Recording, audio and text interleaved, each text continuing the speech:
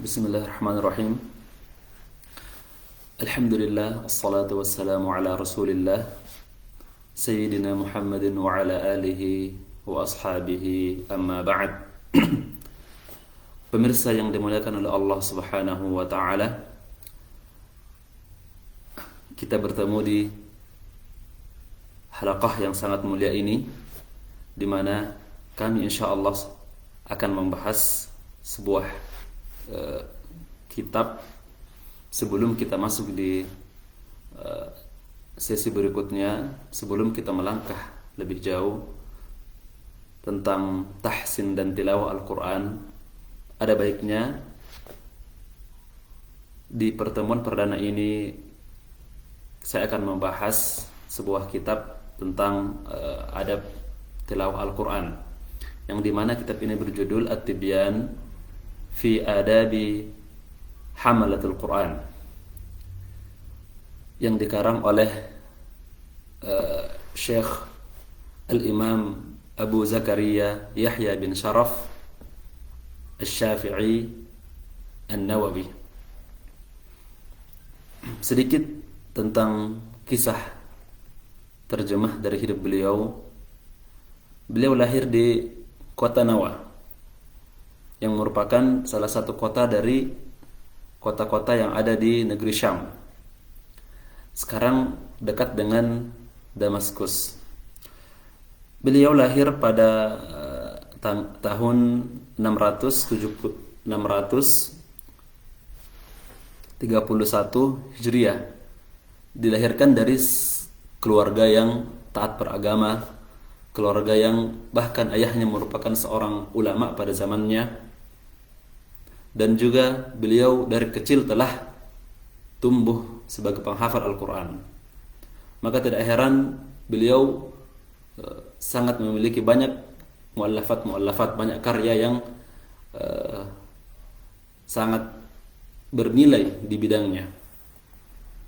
Di bidang ulumul Quran ada kitab ini, At-Tibyan fi adabi hamalatul Quran.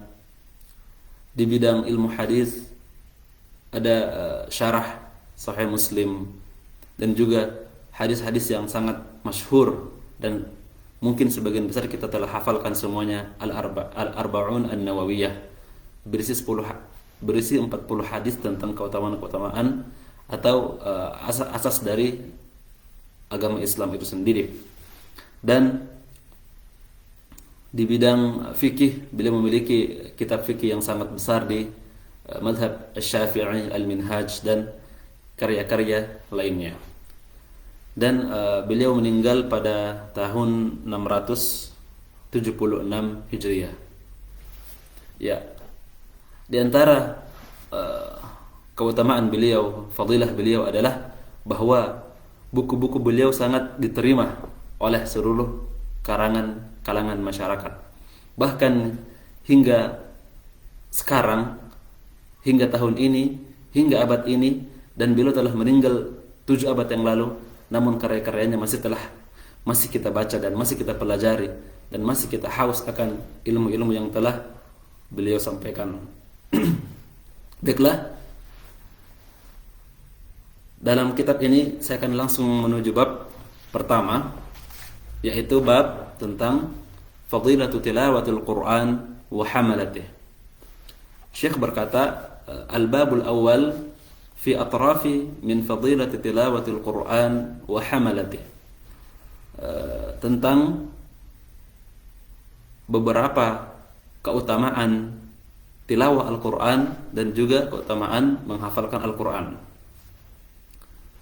Syekh berkata, qala Allahu azza wa jalla, innal ladzina yatluna kitaballahi wa aqamus salata wa anfaqu mimma razaqnahum sirran wa alaniyah yarjuna tijaratan lan tabur.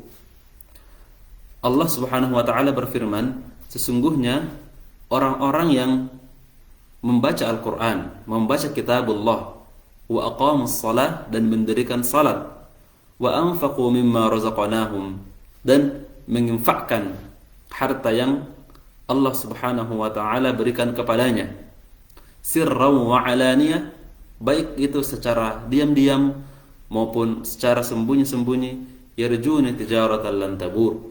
Mereka semua itu mengharapkan sebuah perdagangan yang tidak akan merugi, lan tabur, tidak akan merugi. Baik itu merugi di dunia maupun merugi di akhirat. Liyuwaffiyahum ujurahum wa yazidahum min fadlih innahu ghafurun syakur. Agar Allah Subhanahu wa taala memberikan pahala-pahala dari amal-amal tersebut, dan Allah Subhanahu wa taala menambahkan dari kemuliaannya. Dan di antara tafsiran menambahkan di sini adalah ziyadah di sini an-nadharu ila wajhillah, yaitu ketika kita masuk ke dalam surga nantinya kita akan melihat ke wajah Allah Subhanahu wa taala. Innahu ghafurun syakur. Sesungguhnya Allah Maha Pengampun dan Maha Bersyukur. Di sini ada berapa sifat. Innal ladzina yatluna kitaballah, orang yang membaca Al-Quran, wa aqamus salat, dan orang yang mendirikan salat, wa anfaqu mimma razaqnahum, dan orang yang menginfakkan hartanya. Dan di sini Allah Subhanahu wa taala mendahulukan orang yang membaca Al-Quran. Ya, mengapa demikian? Karena Al-Quran merupakan kalamullah. Dan Al-Quran itu juga akan terbaca ketika kita salat, wa aqamus salat. Dan wa anfaqu mimma razaqnahum itu merupakan aplikasi dari apa yang ada di dalam Al-Quran. Makanya Allah Subhanahu wa taala mendahulukan dulu amalan membaca Al-Quran. Dan ini diantara keutamaannya adalah bahwa semua hal-hal tersebut merupakan perdagangan, dan kita berdagang dengan Allah Subhanahu wa taala. Innallaha ashtara minal mu'minina anfusahum wa amwalahum bi anna lahumul jannah. Dan Allah Subhanahu wa taala membeli dari orang-orang beriman itu bagi mereka ditukarkan dengan surga. Dan ini merupakan sebaik-baik amalan pemirsa sekalian, membaca Al-Quran, mendirikan salat, dan juga menginfakkan harta yang kita miliki, baik itu secara terang-terangan maupun secara diam-diam. Jadi orang yang menginfakkan hartanya, kalau dia ingin mengumumkan apa yang dia infakkan, maka itu tidak mengapa. Dan ini salah satu dalilnya, sirran wa alaniyah. Yarjuna tijaratan lan tabur, mereka semua adalah orang-orang yang menginginkan perdagangan yang tidak akan merugi. Mungkin kalau kita berdagang secara dunia, kita membangun toko, kita berdagang barang-barang tertentu, itu pasti ada untung dan juga ada rugi. Namun ketika kita berdagang dengan Allah Subhanahu wa taala, kita membaca Al-Quran, artinya kita menjual waktu kita, menjual tenaga kita, capek-capek dalam membaca Al-Quran demi untuk membeli barang dagangan Allah Subhanahu wa taala, yaitu surganya. Dan itu merupakan perdagangan yang tidak akan merugi. Baik itu kita masih hidup di dunia dengan diberikannya kita ketenangan, dengan diberikannya kita kelimpahan rezeki, dengan diberikannya kita keberkahan apa yang telah kita dapatkan, maka itu merupakan perdagangan yang telah sukses kita raih di dunia, apalagi nanti pahala yang akan kita dapatkan di akhirat kelak. Lalu lanjut, Syekh berkata, wa rawaina an Utsman bin Affan radhiyallahu anhu qala, dan kami meriwayatkan dari sahabat Utsman bin Affan radhiyallahu anhu, ia berkata, qala Rasulullah sallallahu alaihi wasallam, Rasulullah sallallahu alaihi wasallam bersabda, khairukum man ta'allama al-Qur'ana wa 'allama. Sebaik-baik dari kalian adalah orang yang belajar Al-Quran dan mengajarkannya. Rawahul Imam Abu Abdullah Muhammad bin Ismail bin Ibrahim al-Bukhari fi sahihihi alladhi huwa asahhul kutub ba'da al-Quran. Hadis ini diriwayatkan oleh Abu Abdullah Muhammad bin Ismail bin Ibrahim al-Bukhari, dari yang selama ini kita kenal sebagai Imam Bukhari. Nama lengkapnya adalah Abu Abdullah, kunya beliau nama lengkapnya adalah Muhammad, ya, Muhammad bin Abdullah bin Muhammad bin Ismail bin Ibrahim. Dan hadis ini diriwayatkan dalam kitab sahihnya yang merupakan, kata Syekh di sini, huwa asahhul kutubi ba'dal Quran, merupakan kitab yang paling sahih, kitab yang paling otentik, kitab yang paling benar setelah kitab Al-Quran. Ya. Mengapa? Karena Imam Bukhari itu sangat selektif dalam memilih hadis, sangat selektif dalam menaruh hadis-hadis yang akan ia tulis dalam kitabnya, sehingga ia hanya memilih dari hadis-hadis yang paling sahih yang ia telah hafalkan. Dan di sini Utsman meriwayatkan hadis dari Rasulullah sallallahu alaihi wasallam, khairukum man ta'allama al-Qur'ana wa 'allamah. Sebaik-baik dari kalian adalah orang yang belajar Al-Qur'an dan mengajarkannya.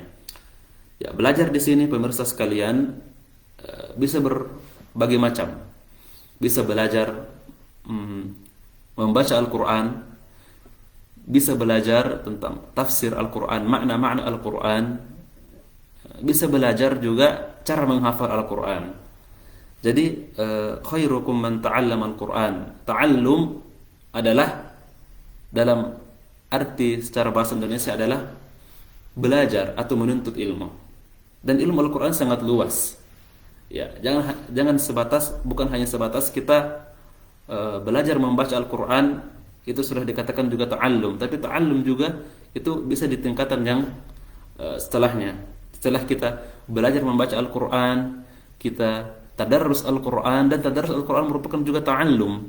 Ya, tadarrus Al-Qur'an merupakan ta'allum yang dimana ketika kita tiap hari bisa konsisten untuk membaca Al-Qur'an, disitulah Allah Subhanahu wa taala membukakan kita pintu-pintu kebaikan, pintu-pintu untuk selalu berbuat kebaikan, sehingga dari ta'allum tersebut, dari mengaji tersebut, kita mendapatkan keberkahan, kita mendapatkan kelapangan, dan hati kita dibukakan oleh Allah Subhanahu wa taala untuk senantiasa mengerjakan kebaikan-kebaikan, dan keberkahan-keberkahan tersebut akan turun kepada kita setiap harinya. Wa 'allamah, dan mengajarkannya. Jadi profesi yang paling bernilai di sisi Allah Subhanahu wa taala adalah para pengajar Al-Qur'an. Dan kita sebagai orang yang mengetahui beberapa atau paling tidak 1-2 tentang Al-Quran, maka dari ilmu tersebut harus dikeluarkan zakatnya. Ya, kita harus ajarkan, kita harus sampaikan. Paling minimal, paling dekat dengan orang yang paling berhak untuk mendapatkan ilmu kita adalah keluarga terdekat kita, anak-anak kita, istri dan atau suami kita, orang tua kita, dan sebagainya. Khairukum man ta'allama al-Qur'ana wa 'allamah. Dan di sini juga Allah Subhanahu wa taala atau Rasulullah sallallahu alaihi wasallam menyeratkan bahwa sebaik-baik pekerjaan adalah ta'allumul Qur'an. Karena Al-Qur'an merupakan kalamullah, dan Allah Subhanahu wa taala sangat suka ketika suratnya atau ketika kalamnya itu dibaca oleh makhluknya. Bisa kita bayangkan kalau ada surat kita kirim ke seseorang dan orang tersebut suka membacanya, atau kita membuat sebuah buku dan buku tersebut sangat suka dibaca oleh orang tersebut, maka kita juga akan senang. Begitulah perasaan Allah Subhanahu wa taala terhadap hamba-hambanya yang membaca Al-Qur'an dan belajar Al-Qur'an dan mengajarkan Al-Qur'an. Lalu Syekh rahimahullah melanjutkan, wa an Aisyah radhiyallahu anha qalat qala Rasulullah sallallahu alaihi wasallam alladhi yaqra'ul Qur'ana huwa alladhi yaqra'ul Qur'ana wa huwa mahirun bihi ma'as safaratil kiramil bararah. Dari Aisyah radhiyallahu anha ummul mukminin bahwasanya Rasulullah sallallahu alaihi wasallam bersabda, orang yang membaca Al-Qur'an dan dia mahir dalam membaca Al-Qur'an, cakap atau pandai dalam membaca Al-Qur'an, maka ia ma'as safaratil kiramil bararah, disandingkan dengan para malaikat atau malaikat yang mulia lagi baik. Ma'as safaratil kiramil bararah, malaikat tersebut adalah malaikat safara. Safara itu adalah utusan. Yang dimaksud di sini adalah malaikat Jibril, sang pembawa wahyu. Ya. Dan orang yang mahir membaca Al-Qur'an disandingkan dengan sang pembawa wahyu. Mengapa demikian? Karena malaikat tersebut bagaimana hafalan Qur'annya tentu sangat mutqin. Ya, sangat mungkin, sangat fasih dalam menyampaikan dan membaca Al-Quran, sehingga seorang manusia, makhluk manusia yang juga memiliki sifat atau juga memiliki kemampuan seperti malaikat tersebut, ia akan disandingkan dan ia akan mencapai derajat tersebut yang hampir persis sama dengan malaikat karena kemahirannya dalam membaca Al-Quran. Wa huwa mahirun ma'a safaratil kiramil bararah. Dan juga di antara sebab kenapa seorang yang mahir membaca Al-Quran tersebut disandingkan dengan malaikat, karena malaikat merupakan indar rahman. Ya, indar rahman maksudnya innal ladzina hum indar rahman, di sisi ar-rahman, di sisi Allah Subhanahu wa taala. Ya. Jadi para pembaca Al-Quran yang mahir dalam membaca Al-Quran juga insya Allah akan mendapatkan derajat yang mulia di sisi Allah Subhanahu wa taala, sebagaimana derajat malaikat yang juga pandai, yang juga bertugas untuk membawakan wahyu Al-Quran. Walladzi yaqra'ul Qur'ana wa yatata'ta'u fihi wa huwa 'alaihi syaqqun lahu ajran. Dan orang yang membaca Al-Quran lalu ia bersusah payah, ia terbata-bata dalam membacanya, wa huwa 'alaihi syaqqun, dan dia sangat kewalahan, dia sangat susah payah, falahu ajran, maka baginya 2 pahala. Ya. Betapa mulianya Rasulullah sallallahu alaihi wasallam dalam memberikan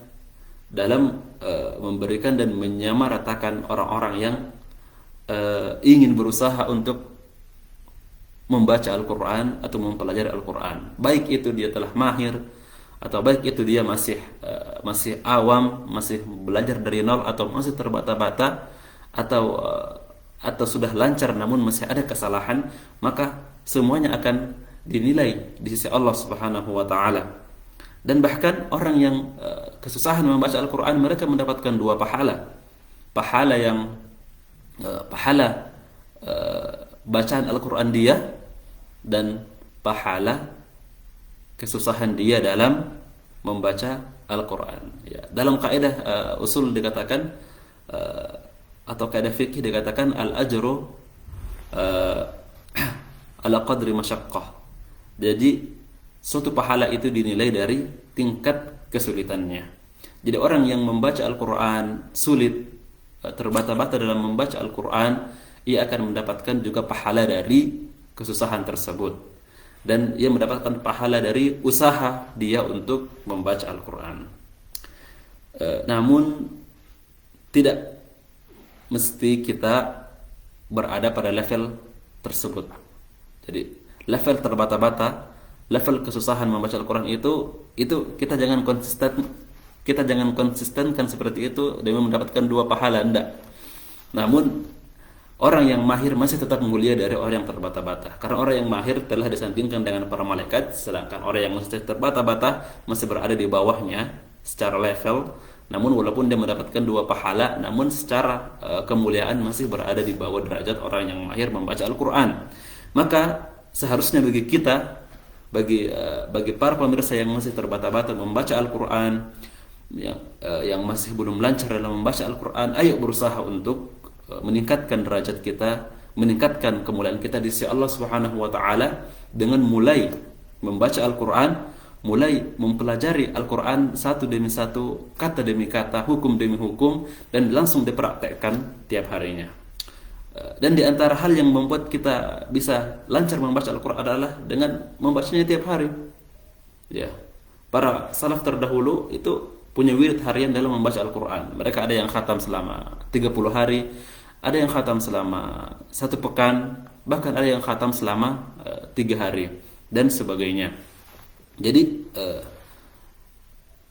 kita sebagai umat muslim, umat yang cinta kepada Allah Subhanahu wa taala, kepada nabinya dan kepada Al-Qur'an, sebagai bukti kecintaan tersebut kita mestinya untuk senantiasa menjadikan bacaan Al-Qur'an ini wirid harian kita, menjadikan Al-Qur'an ini sebagai surat atau teman atau buku yang harus kita baca tiap harinya, supaya derajat kita di sisi Allah Subhanahu wa taala itu bisa ditingkatkan dan bisa naik, sehingga ketika sampai derajat kita pada orang yang mahir membaca Al-Quran, maka kita telah disantingkan oleh malaikat pembawa wahyu tersebut.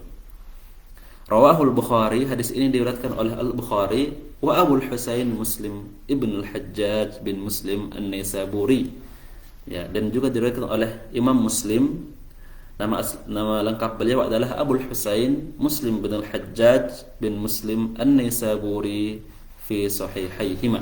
An-Naisaburi itu merupakan satu wilayah yang dimana Imam Muslim tersebut lahir di wilayah tersebut, dan fi sahihaihima, dan hadis ini diriwayatkan di dua kitab paling sahih di muka bumi setelah Al-Quran, yaitu kitab Sahihul Bukhari dan kitab Sahihul Muslim. Ya, kita lanjut di hadis selanjutnya.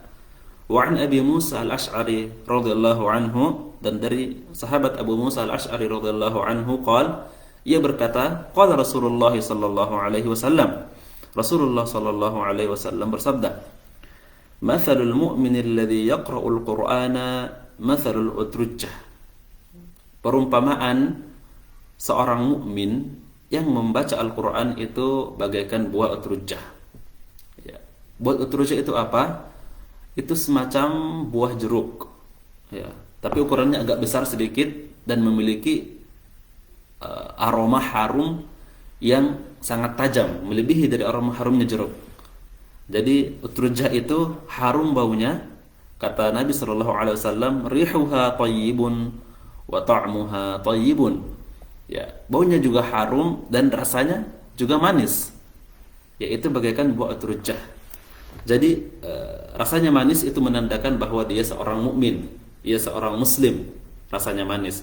Dan rihuha thayyib, baunya harum, itu menandakan bahwa dia muslim yang betul-betul membaca Al-Quran. Bukan hanya sekadar muslim KTP, bukan hanya sekadar muslim yang karena keturunan, bukan hanya sekadar muslim karena memang dia tinggal di negara muslim sehingga dia harus menjadi seorang muslim. Dan itu ta'muha thayyibun, ya, baunya rasanya memang manis, ya, tapi belum tentu baunya harum. Dan rihuha thayyibun di sini maksudnya dikiaskan sebagai orang yang senantiasa membaca Al-Quran. Wa mathalul mu'min alladhi la yaqra'ul Qur'an mathalut tamrah, dan seorang mukmin yang tidak membaca Al-Quran bagaikan buah kurma. Ya, la riha laha wa ta'muha hullun. Buah kurma itu bagaimana baunya? Ya, tidak ada baunya buah kurma. Walaupun kita didekatkan dengan jarak setengah meter gini, tidak ada baunya, kecuali kalau langsung di depan hidung. Tapi buah kurma itu tidak ada baunya, tapi rasanya manis. Ya, itu bagaikan seorang mukmin. Ya, mukmin itu ya, rasanya manis, tapi tidak baca Al-Quran, nggak ada baunya. Ya, tidak nampak keislamannya, tidak nampak keimanannya, seperti yang saya katakan tadi bahwa dia hanya muslim karena memang orang-orang di sekitarnya semua muslim. Mungkin karena ayah dan ibunya muslim, atau tertulis di KTP-nya Islam dan sebagainya. Namun ketika dia tidak membaca Al-Quran, kata Rasulullah sallallahu alaihi wasallam, dia hanya bagaikan buah kurma yang mungkin rasanya manis, tapi tidak ada sama sekali bau, tidak ada sama sekali athar, tidak ada sama sekali sesuatu yang nampak bagi dia bahwa dia adalah seorang muslim.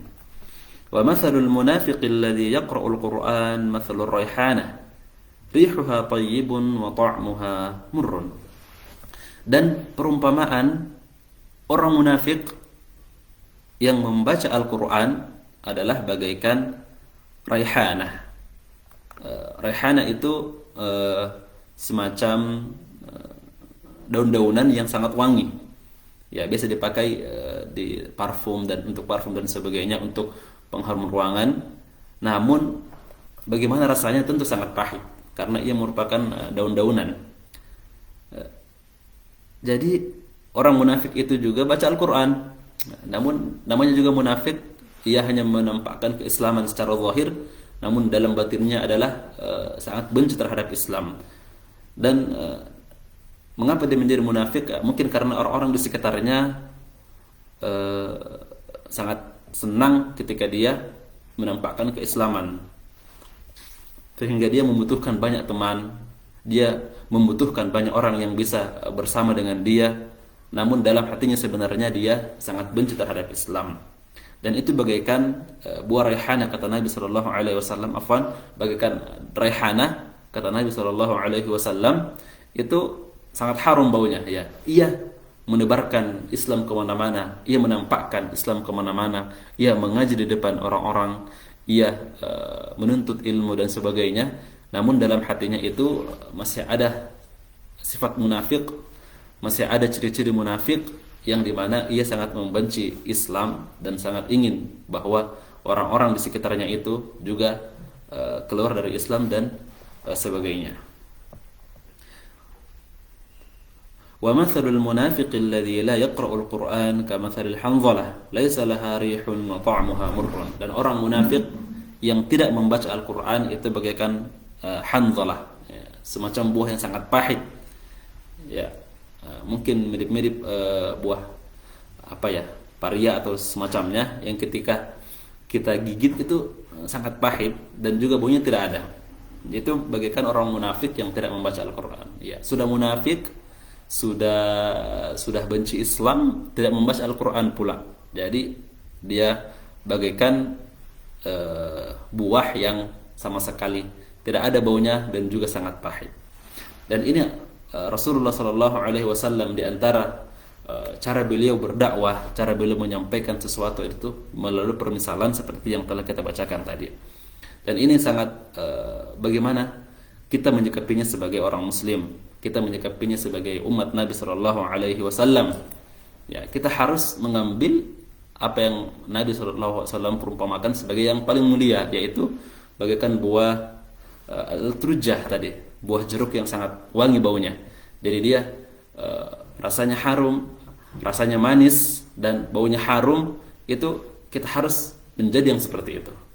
Kita harus menjadi seorang muslim yang betul-betul membaca Al-Quran, dan jangan sampai kita hanya menjadi seperti kurma yang memang rasanya manis tapi tidak ada baunya, tidak ada asar dari orang-orang yang bisa kita tunjukkan kepada mereka sehingga mereka juga bisa berbuat, atau mereka juga bisa meniru apa yang kita sampaikan, apa yang kita lakukan, sehingga Islam ini betul-betul tersyiarkan di wilayah kita, tersyiarkan pada orang-orang yang terdekat kita, kepada teman-teman kita, dan agar Islam ini bisa tersyiarkan juga kepada seluruh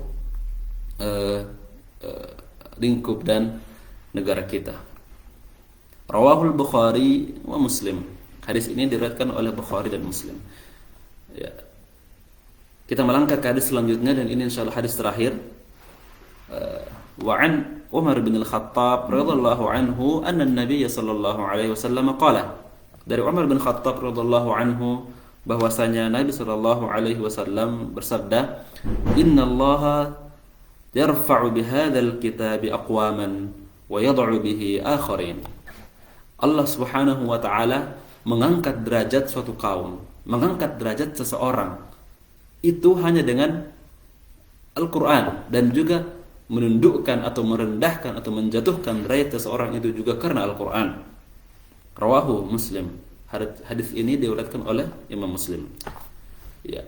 Banyak contoh yang telah terjadi di zaman Rasulullah sallallahu alaihi wasallam, di mana itu ada sahabat yang bernama Bilal bin Rabah. Ia merupakan budak yang dimana di mata manusia ia merupakan orang yang sangat hina, orang yang sangat kerdil di mata manusia, karena dia hanya seorang budak yang disuruh-suruh dan kulitnya juga hitam, berasal dari negara-negara Afrika.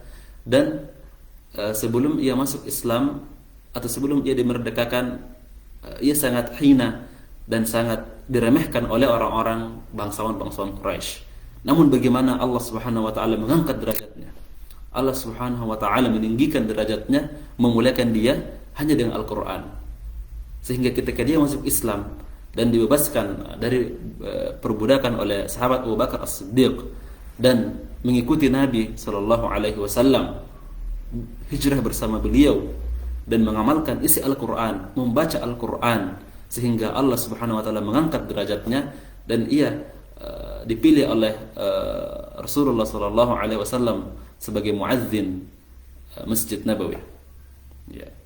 Dan juga ia sempat ditunjuk sebagai amir gubernur pada salah satu kota tertentu di kota-kota Islam pada zamannya, pada zaman khalifah. Maka Allah Subhanahu wa taala betul-betul mengangkat derajat suatu kaum hanya dengan Al-Qur'an. Walaupun derajatnya mungkin sangat hina di sisi manusia, namun karena dia menghafal Al-Qur'an, karena dia mengamalkan Al-Qur'an dan ia memiliki hafalan Al-Qur'an yang bisa dia jaga dan dia bisa mulia karenanya. Oleh karena itu Allah Subhanahu wa taala mengangkat derajatnya. Begitu pula walaupun seorang bangsawan, walaupun seorang yang sangat banyak hartanya, orang yang sangat mulia di sisi manusia, namun karena dia meremehkan Al-Qur'an, ia menginjak-injak Al-Qur'an dan menginjak-injak harga diri para penghafal Al-Qur'an, para orang yang mencintai Nabi sallallahu alaihi wasallam dan senantiasa mengikuti amalan-amalan Al-Qur'an, maka ia akan diturunkan derajatnya oleh Allah Subhanahu wa taala. Wa yad'u bihi akharin, dan Allah Subhanahu wa taala menurunkan derajatnya. Ya. Kita bisa lihat musuh-musuh Rasulullah sallallahu alaihi wasallam pada orang-orang Quraisy. Ada Abu Lahab, ya, ada Abu Jahal, ya, yang mati di tangan dua orang anak-anak di perang Badar. Ya, bagaimana Allah Subhanahu wa taala menundukkan dan menghinakan derajatnya. Ya.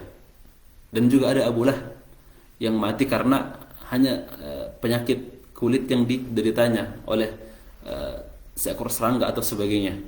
Dan dia mati dengan keadaan sangat hina karena ia meremehkan Al-Qur'an, karena ia menginjak-injak harga diri para penghafal Al-Qur'an dari kalangan sahabat Nabi sallallahu alaihi wasallam. Dan beginilah Allah Subhanahu wa taala memuliakan para penghafal Al-Qur'an. Beginilah Allah Subhanahu wa taala menurunkan derajat orang yang tidak mau bersama dengan Al-Qur'an. Insyaallah ini masih banyak hadis dari bab pertama dari karya Imam An-Nawawi dalam kitab At-Tibyan fi Adabi Hamalatul Quran. Insyaallah kita akan lanjut hadis-hadis yang tersisa pada pertemuan berikutnya. Ya. Subhanakallahumma bihamdik asyhadu an la ilaha illa anta astaghfiruka wa atubu ilaik. Semoga apa yang kami sampaikan ini dapat bermanfaat, dapat dipahami, dan semoga Allah Subhanahu wa taala mengampuni kami yang masih banyak lalai dan masih banyak kesalahan dalam mengamalkan hadis-hadis tersebut, dan juga Allah Subhanahu wa taala mengampuni kami jika kami ada salah kata dalam menyampaikan apa yang kami sampaikan pada halaqah kali ini. Ya, akhirul kalam, sallallahu ala nabiyyina Muhammadin wa ala alihi wa ashabihi ajma'in. Wassalamualaikum warahmatullahi wabarakatuh.